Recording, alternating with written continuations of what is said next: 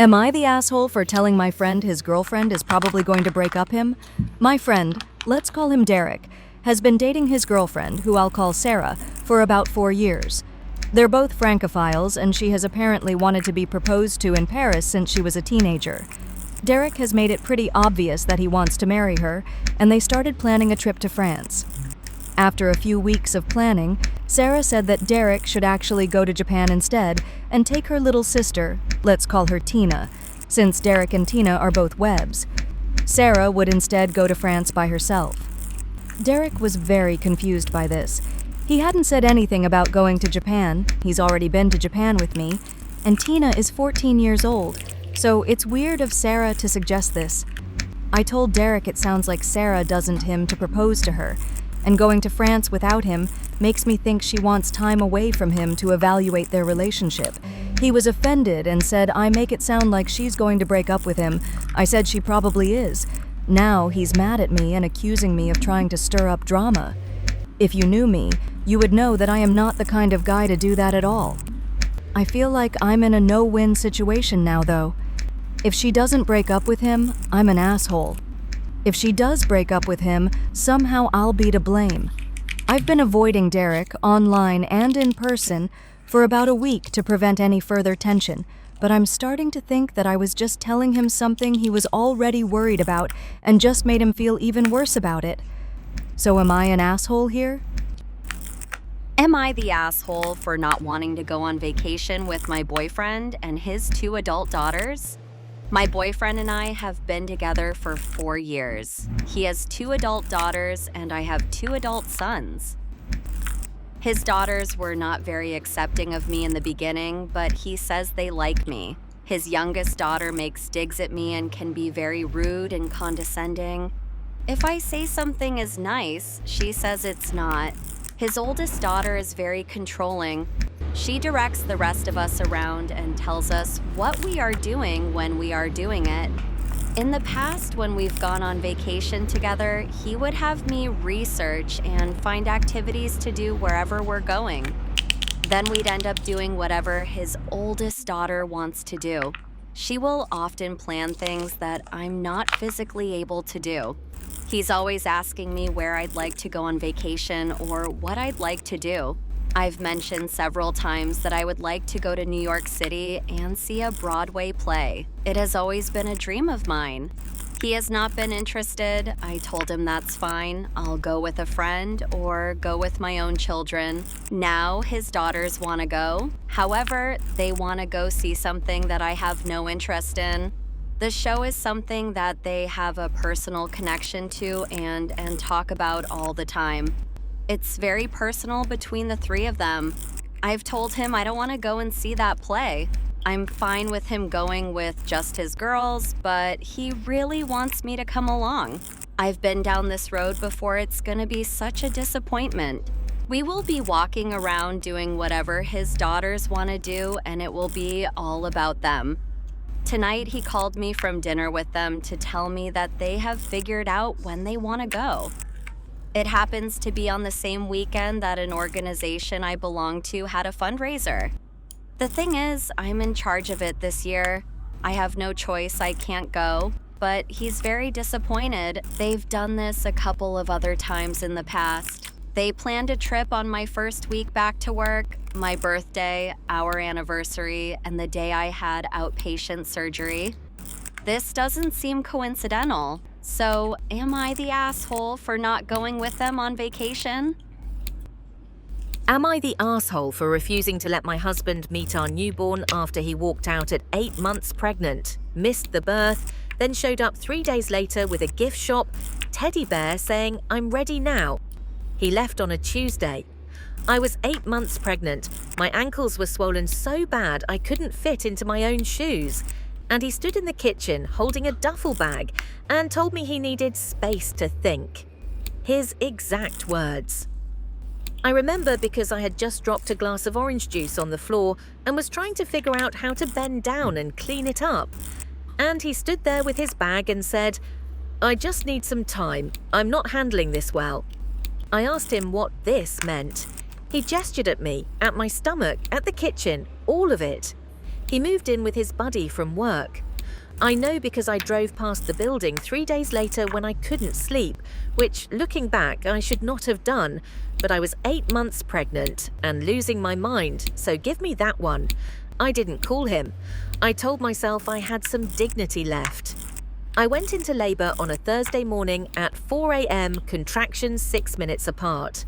I sat on the edge of the bed for 20 minutes trying to decide if I should call him. I decided no. I called my neighbor instead, a woman in her 60s, who had 4 kids and didn't ask a single question, just grabbed her keys. My son was born at 11:47 a.m. He weighed 7 pounds, 4 ounces. He had a full head of dark hair, and he screamed immediately, which the nurses said was a good sign. I cried so hard I couldn't see him clearly at first. My neighbor held my hand the whole time. She cried too. My husband was not there. I texted him after. I said, "He's here. He's healthy." That was it. I didn't send a photo. I don't know why exactly. I think I just wanted him to understand that he didn't get the first photo. He didn't earn it. He showed up at the hospital 3 days later. I was already home. He came to the house with a stuffed bear, the kind they sell at the gift shop in the lobby downstairs, the generic brown ones with the bow around the neck. He handed it to me at the door and said, "I'm ready now. I think I just needed to get my head right." I stood there holding the bear. I looked at him. I said, "You need to leave." He laughed a little, like I was doing a bit. He said, "Come on, let me meet him." I said, "No." That was when his whole face changed. He started talking about his rights, about being the father, about how I was being unreasonable. He said he had been struggling emotionally and that I should try to understand the pressure he was under. I closed the door. He called 17 times that night. I didn't answer. He texted paragraphs. I read them, didn't respond. He called his mother, who then called me and cried on the phone for 40 minutes about how her son made a mistake and how family is important. I listened. Then I told her I needed to go feed my son, and I hung up. I contacted a lawyer that same week, not to be vindictive. I want to say that clearly. I contacted one because I needed to understand what my options were and what his rights actually were, since he wanted to throw that word around. The lawyer told me a lot of things. One of them was that abandonment during pregnancy is documented and relevant. I wrote down the date he left. I wrote down that he wasn't at the birth. I wrote down the stuffed bear. He tried to come back twice more. The second time he brought flowers and stood on the porch for 15 minutes. My neighbor watched from her window. She texted me, "He's still out there." I texted back, "I know." He eventually got a family lawyer involved. There are proceedings now. He will likely get visitation because that is how these things work. And I have accepted that because my son deserves to know his father, even if his father is someone I no longer recognize. But here is what he does not get. He doesn't get to walk back into my life like the duffel bag never happened. He doesn't get to hand me a bear from a gift shop and have that be enough. He lost his apartment when his buddy's lease ended, by the way. Had to move in with his parents at 34. His mother told me that when she called again. I think she wanted me to feel something about it. I didn't, really. My son is 11 weeks old now. He smiles sometimes, the early ones that might just be gas but feel like the whole world anyway. My neighbor comes over twice a week. My sister flew in for the first month. I am exhausted in a way I did not know was possible, but I am okay. Am I wrong for not opening that door? Am I the asshole for keeping my grandmother's house after my mom made me sleep in the garage at 11, then said I was thriving out there, and now expected to inherit it? The most damaging thing a parent can do to a child isn't always yelling or hitting. Sometimes it's rearranging furniture until their own kid stops existing in the family photo. My mother handed me a sleeping bag and pointed at the garage door. I was 11. She said it with the same energy she'd used telling me to take out the trash. No argument, no guilt, just, "Your stepbrother needs his own space now." I stood there holding a sleeping bag with a cartoon dinosaur on it, staring at a door that led to a concrete floor and my dad's old toolbox. And I said, "Where am I supposed to put my stuff?" She said, "You'll figure it out." That was it. That was the whole conversation. She had remarried 8 months earlier. Her new husband came with 2 kids, a boy who was 9 and a girl who was 13. The house had 3 bedrooms. My mother had one. I had one. The third was a shared guest room that no one used. When they moved in, I figured we'd share. I was ready for that. I even cleaned half the closet out and left the better dresser for the older one because I thought maybe we'd be close. Instead, my mother sat me down one evening and explained that it wasn't fair for either of them to share. They were still adjusting. They'd had a hard transition. They needed stability. I was 11. I'd had a hard transition too. My dad had died 2 years before. But okay, the garage had no insulation. In winter, I could see my breath some mornings. She put a space heater in there that clicked off automatically every 4 hours. Which meant I was waking up at 3 a.m. in the cold to turn it back on. There was a half bathroom added to the garage years ago for when the previous owners used it as a workshop, so she said I had everything I needed. I showered in that half bath with a handheld nozzle that barely got hot. I kept my clothes in a plastic storage bin because there was no closet. I did my homework at a folding table next to the lawnmower. My stepfather never once said a word about it, not one word. My mother told her friends I preferred the privacy. My grandmother on my dad's side found out 6 months later when she came to visit for my birthday, and I walked her outside to show her where I slept. I wasn't even trying to make a point. I just wanted to show her my space. She went so quiet, I thought something was wrong with her. Then she went back inside, found my mother in the kitchen, and said in this completely flat voice, "You put her in the garage." My mother started explaining about the transition and the kids needing space, and my grandmother held up one hand and said, "Get her things." My grandmother packed 2 trash bags and a backpack while my mother stood in the hallway saying this was an overreaction, that I was fine, that I'd actually been thriving out there. My grandmother didn't raise her voice once. She just kept packing. I left that day. I lived with my grandmother through the rest of middle school and all of high school. She never made me feel like a burden, not even once.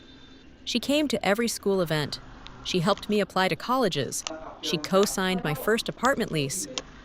My mother called occasionally over the years, usually around holidays or when she needed something.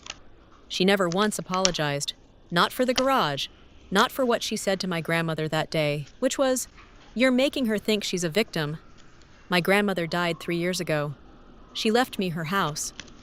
My mother found out through a cousin and called me crying, saying she always assumed she'd inherit it, that she'd been counting on it, that it wasn't fair given everything she'd done for that family. I sat on the phone and let her talk. Then I said, "I lived in your garage," and I hung up. She has not spoken to me since. My stepfather sent a long email about how I'd broken my mother's heart. I didn't respond. My step-siblings, to their credit, reached out separately. The younger one apologized, said he didn't know until years later what my mother had done to make room for them, said he felt sick about it. I told him it wasn't his fault and I meant it. But my mother? Nothing. No accountability. Just grief that the house didn't go to her. I've been asked by a few family members whether I should have at least given her a portion of the inheritance, for the sake of keeping the peace.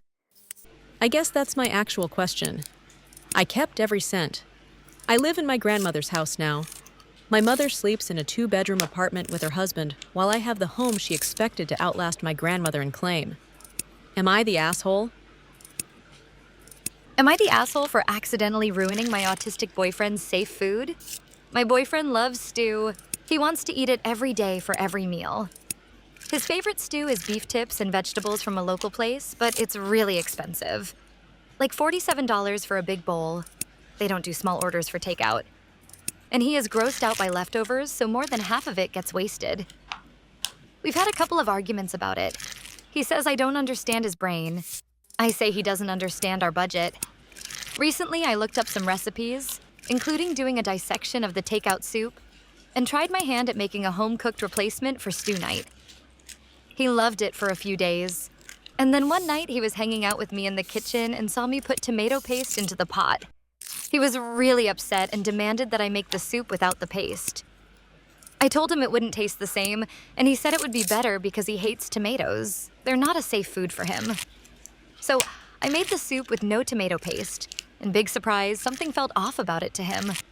Instead of admitting that the tomato paste was necessary, he threw a fit and told me he didn't want home-cooked food anymore if I was going to play with him and not take his safe food seriously. He thinks I changed more than just the tomato paste in an effort to get him to admit he was wrong. $400 in stew orders later, I had an idea to ask the chef when we were picking up the order if there was any tomato products in the stew. And lo and behold, there is tomato in the recipe. Fucking tomato paste. In my mind, this was great because I thought he would get over it if he knew his original perfect stew had tomato paste, like, oh, I guess tomato paste isn't so bad then. But it was the exact opposite. He walked out of the restaurant without saying anything and then refused to eat the stew that night and hasn't ordered it again. And he's been ignoring me while sulking around the house, using his whiny voice a lot, and slamming things. His sister also texted me to tell me I'm a selfish asshole for needing to get back at him by taking his favorite food away. I literally just wanted to stop spending insane amounts of money on stew. I wasn't trying to hurt him or ruin his life. I'm not autistic. I can't really wrap my head around caring this much about a single ingredient. I genuinely didn't see this reaction coming. We've been together for 4 years, and he's only had 3 other fits like this. The other ones were pretty reasonable. Those were also a little less intense and didn't include input from his family. This is the first time anyone in his family has ever spoke to me like this.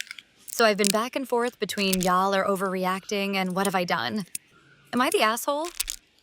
It sounds so dumb when I write it all out, but living it has made me feel physically sick with regret. I can't think straight anymore. Am I the asshole for not moving my car in the snow after a neighbour left a note? I live in Brooklyn and use street parking. Parking rules were suspended for like 3 weeks after the recent storm. Last weekend, I paid a teenager to dig my car out so it would be ready when I needed it to move it by this weekend. Friday, I planned to drive to dinner. I found a note on my windshield from the guy parked in front of me asking me to text him when I moved my car. His plan was for me to pull out so that he could reverse into my clear space and then drive forward out of his own snowed-in spot, rather than dig himself out. This leaves his spot either unusable or needing to be shoveled by the next person who parks there. I saw the note Friday night when I actually went out to move the car, not sure when he left it. When I tried to start my car, the battery was dead from sitting idle in the cold. I was in a rush, so I borrowed a car for the evening and didn't get a chance to deal with my battery until the next day. When I went out to try my portable jump starter Saturday morning, it didn't do anything. It was also in the cold, plus wasn't fully charged. So I took it in to charge overnight as it requires. This morning, Sunday, I went out with the jump starter to get the car running. My neighbour, whom I'd never seen before, was outside with a shovel. As I approached, I waved and asked in a friendly tone if he had left the note. When he saw me, he seemed angry. He confronted me, saying I should have texted him as soon as I saw the note, although it asked me to contact him when I moved the car, which I would have done, despite my disapproval of his plan to exploit the labour I paid for and to leave the snow blocking his spot for someone else to deal with. I explained that my car wouldn't start and my jumper, like 2 cubic feet and in my arms so he couldn't have missed it, had to be charged overnight. I was about to jump it and move it. He seemed offended and kept muttering to himself that it was weird, man, weird, that I hadn't called him to update him. He also asked if I had been out of town and which building I lived in, which felt like intrusive and aggressive in the context. Then he disappeared. Am I the asshole for sending my sister a screenshot proving she lied about church availability after she scheduled her christening on my daughter's first birthday and every single family member chose her event over mine? 3 guests showed up to my daughter's first birthday party. My husband, my mother-in-law, and my neighbor from 2 houses down who barely knows us. That was it. 17 family members on my side, and not one of them came. My sister scheduled her daughter's christening on the exact same day. I found out 6 weeks before. I called her the second I saw the date, and she picked up on the first ring like she was waiting for it. I said, "You know that's my daughter's birthday, right?" She said, yeah, she knew. I asked if she could talk to the church about moving it even by a week.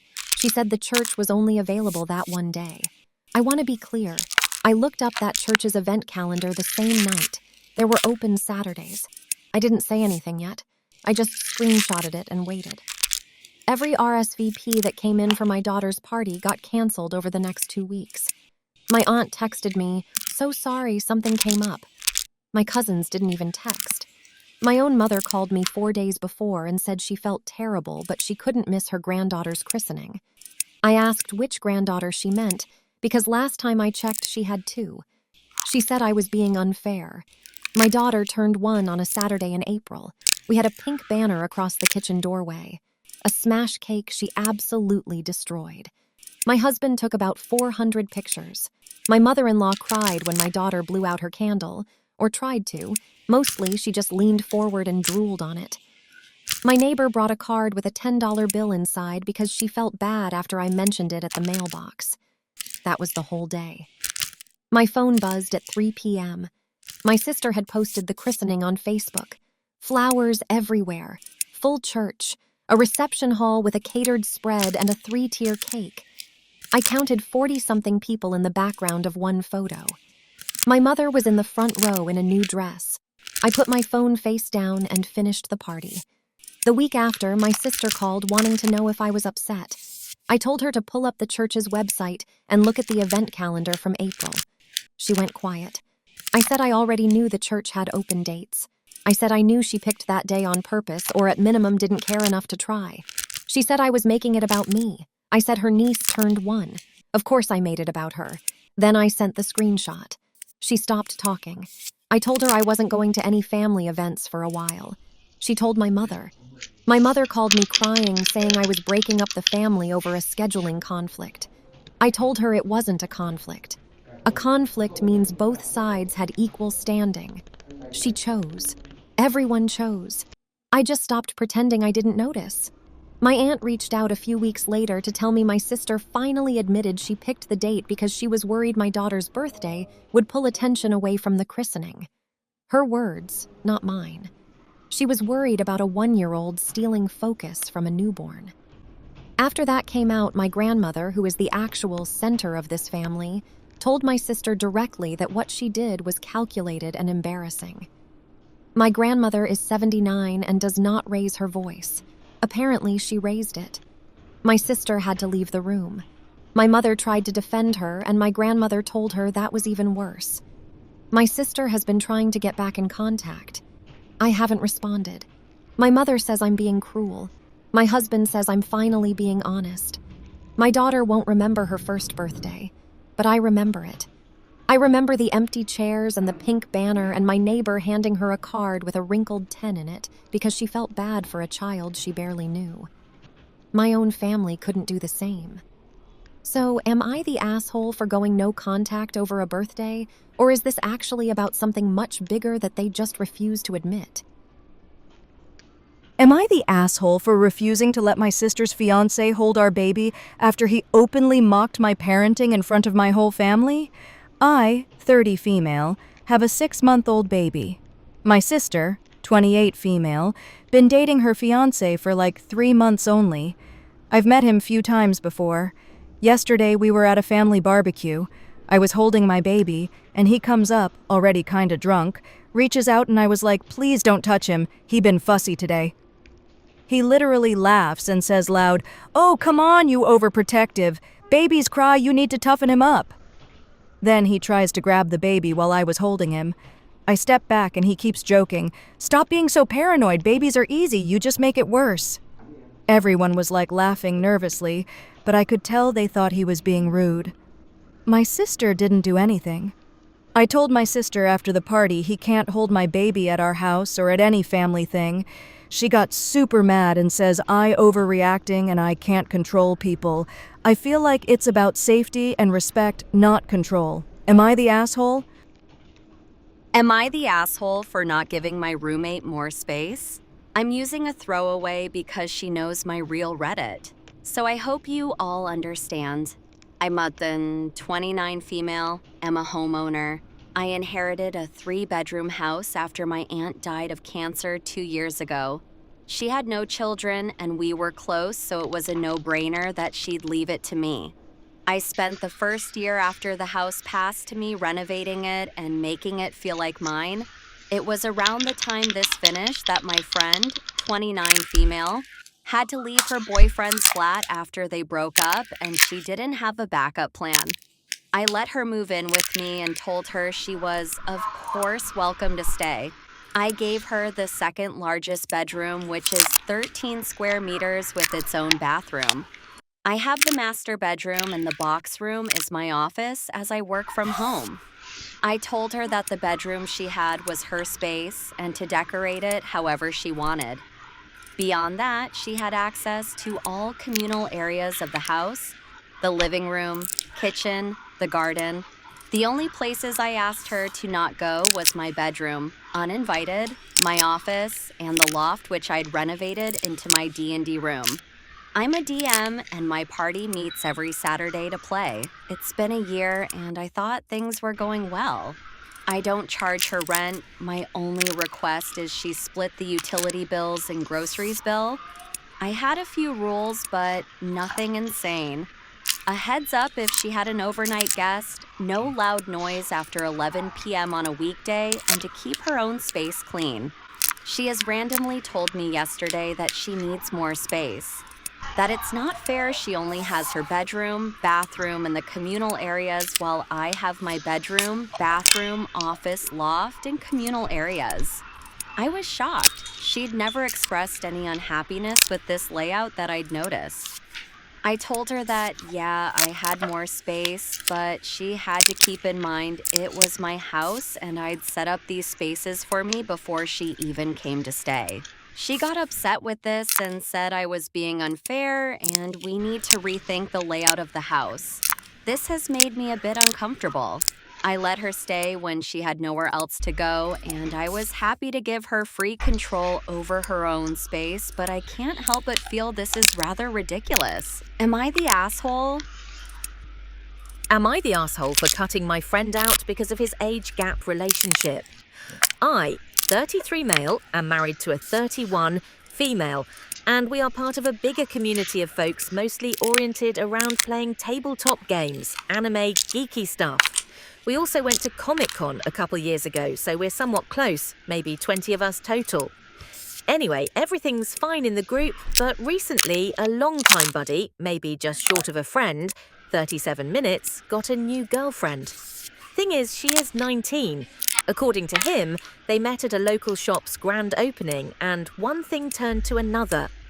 Obviously, I have no issue with her, but she is quite evidently 19 years old, and just says things that honestly a 19-year-old would. Example, when they were first together, someone made a Dick Cheney joke, and she asked, "Who is that?" We continued including them to everything for some time, but things kept happening that bothered me. One night we were out as a big group and another friend ran into us. He asked, in total earnestness, whose daughter she was. We clarified it was Jeremy's girlfriend. They just kind of stared and were like, okay. I felt judged and embarrassed, honestly. Another incident that rubbed me wrong. One night, 8 of us went to a long-standing reservation, including her and Jeremy. We were confused as to the mechanics, but the policy was that people had to be 21 and over because of where we were sat. Jeremy kind of threw a fit and tried to get us to go to a new place, which made it incredibly awkward. There was no way we were doing that. In the end, he conceded, and him and 19-year-old left. Initially, we thought they would have to pay. It's an exclusive place, so they want filled seats. But the restaurant was reasonable and didn't enforce their policy, given the misunderstanding. Even so, Jeremy whined about it after and said we abandoned him. Actually, we did not foresee you would begin dating a college freshman when we made the reservation. In the wake of that, me and wife only invited them to big events, like 10 plus people. A month or two passed. One night, we had a costume night and people were drinking. Jeremy brought her over and was himself on the sourced side. We told him, obviously, she was not allowed to drink in our home, which seemed to be respected. I wouldn't say Jeremy got wasted, but he was more blasted than anyone else. The optics of watching her drive him home was just too much for me to stomach. I knew at that point I just couldn't bring myself to invite them to any more parties. I didn't raise a stink, but told a few of the friends closest to me how I felt, and they agreed it was awkward and that what I said was within my rights. And I had kind of forgotten about the whole thing until recently when I ran into Jeremy. He ripped me a new one and accused me of running a smear campaign. I said that I did no such thing. He said, "Did you really just cut me out because you were jealous?" I scoffed and said, "You were dating essentially a child. It was weird." He said that was judgmental and ridiculous, and that they were planning a trip to Europe. I didn't know what to say, but I said, "Well, have fun. Maybe I'll see you around." I saw him a couple weeks later at a friend's house and he wouldn't even look at me. I have to admit, I don't really feel bad, but no one else really cut them out like me and my wife did. I am being 100% honest that jealousy is something that never occurred to me. I have listened to the pod for a while and I know age gaps are a thing that happen. And I guess you could argue that there's nothing inherently wrong, but this just feels like a bridge too far for me. Am I the asshole? Am I the asshole for having my wedding on the same day, different year as my brother? My girlfriend and I just got engaged. She has a brain tumor, not cancer, that has accelerated our timeline.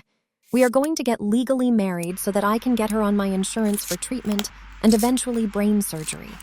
Because she is going to need brain surgery, which will require a good portion of her head to be shaved and will leave a scar, she wants to have the formal wedding this year so she can feel beautiful and not have a bald spot/scar. We have looked at a few venues and we found one we love and is in our budget. The problem is, the only date they have available in 2026 is Halloween. My brother and his fiancée have said they are getting married on Halloween 2027, but they have not put money down on a venue, have not sent out save the dates, and honestly, I don't believe they have the money for this, so at best it is tentative in my book.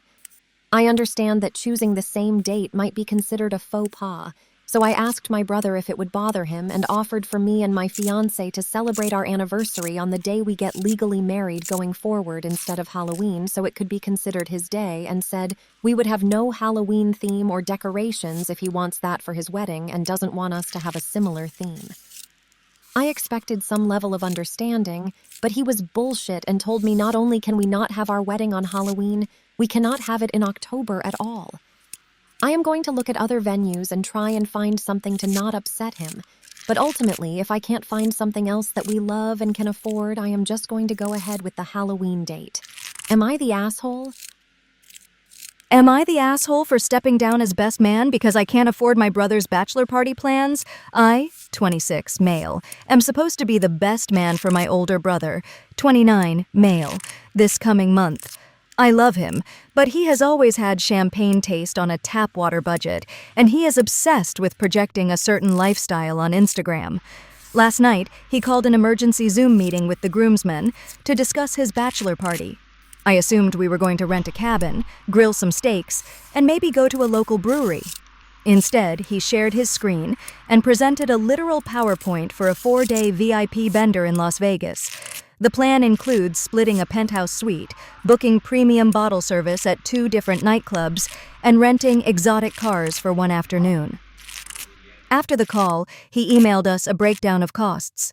My share of the weekend, not including my own flights or gambling money, came out to just over $3,500. To make it worse, he also included a mandatory squad uniform in the budget.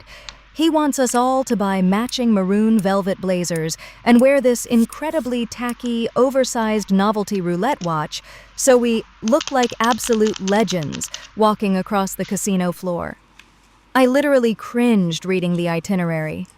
The absolute irony here is that while he is demanding his friends max out their credit cards to fund his influencer fantasy, he is notoriously cheap when it comes to his own wallet. His fiancée has mentioned before that he spends a lot of time trying to source the cheapest possible items online, and that he recently ordered bulk groomsmen gifts from Alibaba to cut costs. So it feels strange that he's comfortable asking us to spend this much. I called him privately after the meeting and told him there is absolutely no way I can afford a $4,000 weekend. I work in logistics and I am trying to save for a house. I don't have room in my budget for a trip like this, especially not on short notice. He blew up at me, saying I'm not supporting him and that this is a once-in-a-lifetime event. He said, as best man, I should be helping make it happen. Now my parents are telling me to just put it on a credit card and deal with it later because it's your brother's wedding. I told him if this trip is mandatory, I may need to step down as best man because I genuinely can't afford it. Am I the asshole for drawing that line? I feel like I am losing my mind. Am I the asshole for ghosting after he didn't walk me to my car? I, 24 female, recently went on 2 good to great dates with a guy 24, male. The first date was very casual at a coffee shop, and then we walked around the park. A day after, our texting just came alive, and I have to admit, I was holding back not to text more. Fortunately, he seemed to be on the same page and right away asked me on a second date. This time, it was much more of a date. It was really nice. I drove to his house, parked there, and then we took his car to an early dinner. After, we went bowling. I have to admit, I was feeling it. It's early on, but yeah, he was checking boxes. So we go back to his place and he invites me up. He makes me a drink and we started watching a movie. We made out a bit and it got a little spicy, but it was only the second date, so I didn't want to go further. He seemed a little annoyed, but it quickly passed. We hugged and did a final kiss, and then I realized I'd really rather he walk me to my car. I asked, "Do you mind?" He said, "Would it be okay if I didn't? I'm falling asleep." I didn't want to have a fight about it, so I said okay and walked off. As soon as I got into my car, I felt completely turned off and done with him. He texted the next day and tried to flirt, but I didn't really feel like saying anything. It's been 3 days and he still hasn't texted again. I guess I want him to figure it out, and I just refuse to say anything. I told my girlfriend, and she said to just communicate, and I just don't feel he even deserves to get the lesson from me. Another girlfriend says ghosting is mean after 2 good dates. I guess I'm feeling only guilty enough to ask, am I the asshole? Am I the asshole for refusing to pay my share of the Airbnb after my friend offered to let me stay for free when I said I couldn't afford it? Okay, so there was a big event in the city, which is a decent distance away, about 1.5 hours away by train, and 8 of us were planning to go. Now, one guy, Dan, suggested we book an Airbnb and split the cost 8 ways, which basically cost about $70 each. I've honestly been bad at saving my money and am trying to make an effort to spend less. So I told everyone up front, if you guys want to do the Airbnb, go for it. I'll just take the train home after the event. Now, after the event ended, I start saying goodbye to everyone and tell them I'm heading to the train station. Suddenly, everyone starts trying to convince me to stay at the Airbnb. I firmly say no because I'm trying to save money and that I'm going home. Then Dan specifically tells me we've already ordered it anyway. Just stay for free since we're going to pay regardless. I wasn't going to argue with a free place to chill at, so I said okay. I ended up sleeping on the floor because there weren't enough beds, but I made some dodgy sleeping bag out of blankets and pillows. A couple of days later, Dan messages me asking where my $70 is for the night. I was pretty confused because I reminded him he literally said stay for free, and that's just why I stayed. He said that he was just trying to be nice and was still expecting me to pay my share anyway. I then just told him straight up I'm not paying anything. I would have taken the train home if I knew I had to pay, and he knew that because I said it multiple times before the trip. Now he's calling me a cheap user, saying I'm taking advantage of him, and that if I was a good friend, I'd pay up because it's only fair. I feel like I shouldn't owe him a cent. He made the offer, and if he didn't mean it, he shouldn't have said anything, and also I slept on the floor. So the Airbnb obviously wasn't meant to include me anyway. I'm not trying to scam anyone. I genuinely planned to go home by train and only stayed because he offered free. He's now acting like I'm an asshole. Am I the asshole for changing the Wi-Fi password after my roommate's boyfriend basically moved in for free? So for context, I, 22, female, live with my roommate Joy, 23, female, in a 2-bedroom apartment. We split rent 50-50, which is about $800 each per month. About 3 months ago, Joy's boyfriend Josh started staying over. At first it was just weekends, which was totally fine, but slowly it turned into every single day. He showers here, eats here, uses the electricity, and of course, uses my Wi-Fi that I pay for entirely myself. I brought it up nicely to Joy and said something like, "Hey, Josh is here a lot, maybe he could chip in a little for utilities." She got defensive and said I was being controlling and that he's just a guest. A guest! For 3 months straight. Last week my Wi-Fi bill came and it was higher than usual. That was the last straw. I changed the Wi-Fi password and only gave it to Joy, not Josh. Now Joy is furious, saying I'm being petty and childish and that I'm making her boyfriend feel unwelcome. And honestly, I find it a bit inappropriate that her boyfriend is basically living here. I'm a girl, and I never agreed to have a guy practically move into our apartment. My other friends are split on this. Some say I should just let it go, others say I have every right.